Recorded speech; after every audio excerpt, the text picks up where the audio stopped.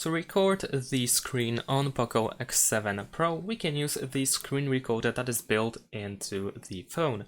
And in order to find it, first we need to open the control center. Swipe on the right side of your screen from the top towards the bottom like so. And then you will probably need to edit these buttons because the screen recorder is not added by default. So press edit. And now here in system toggles, you should be able to find screen recorder. So we can tap on it in order to immediately add it to the list, or you can also press and hold your finger on it in order to drag it somewhere else if you wanted to. Press this check in the top right corner. Now over here in the control center we can press the screen recorder button. The screen recorder will appear on the screen, and now you can press this red button in order to start recording.